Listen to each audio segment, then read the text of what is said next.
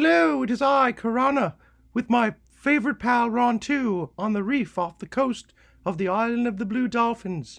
I brought a friend with me today to tell you the rest of my story. His name is Mr. Simmons. Hello, it's Mr. Simmons. We're on chapter 19. Oh, and my hair grew back.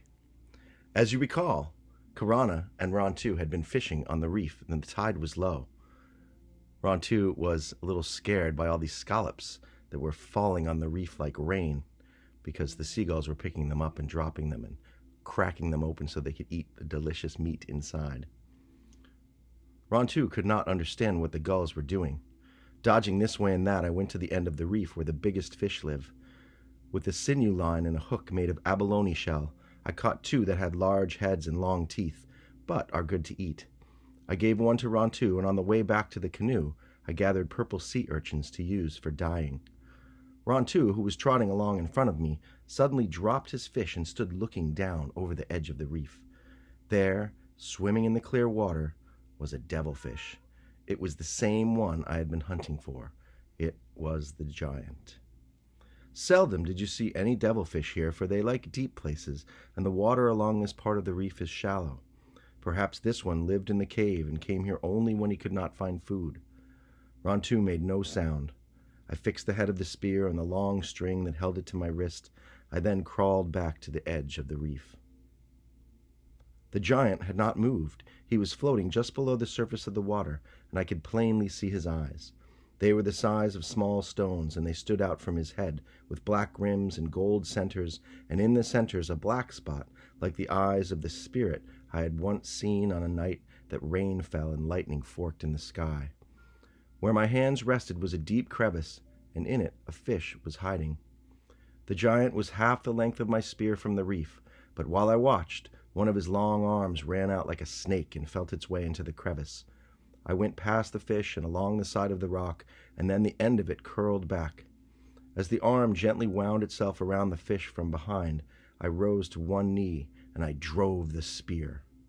I aimed at the giant's head, but though it was larger than my two fishes and a good target, I missed. The spear struck down through the water and slanted off. Instantly, a black cloud surrounded the devilfish. The only thing I could see of him was one long arm still gripping his prey. I jumped to my feet to pull in the spear, thinking that I might have a chance to throw it again.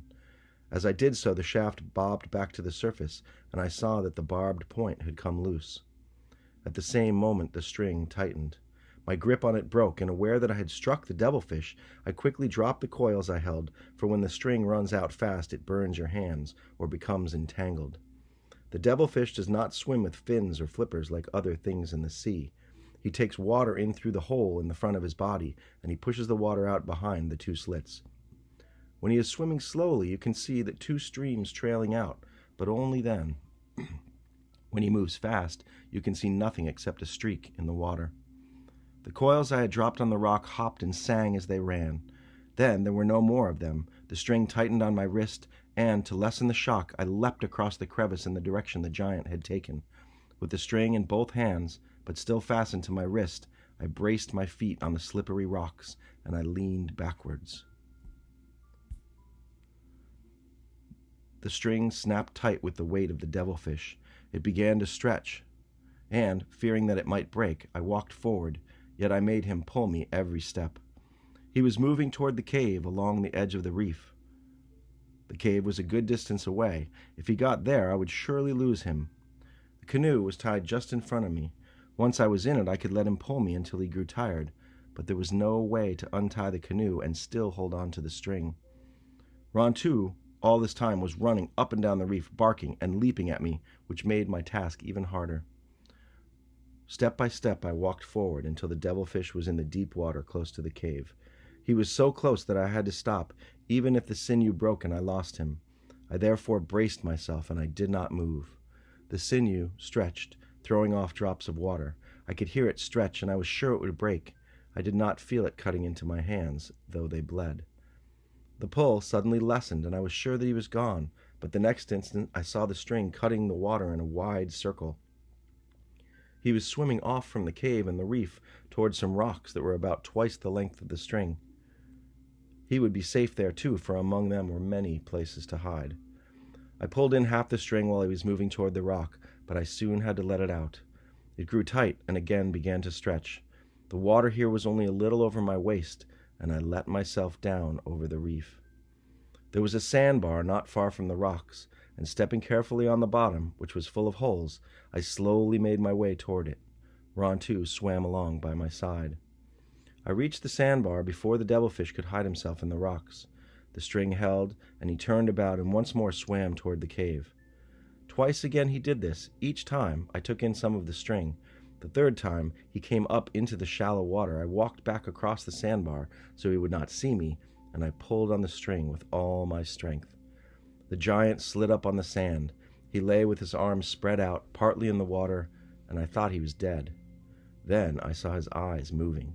Before I could shout a warning, Rontu had rushed forward and seized him, but the devilfish was too heavy to lift or shake. As Rontu's jaws sought another hold, 3 of the many arms wound themselves around his neck. Devilfish are only dangerous when in the water, where they can fasten themselves to you with their long arms. These arms have rows of suckers underneath them, and they can drag you under and hold you there until you drown. But even on land, the devilfish can injure you, for he is strong and does not die quickly. The giant was flailing his arms, struggling to get back into the water. Little by little, he was dragging Rontu with him. I could no longer use the string because it was around Rontu's legs.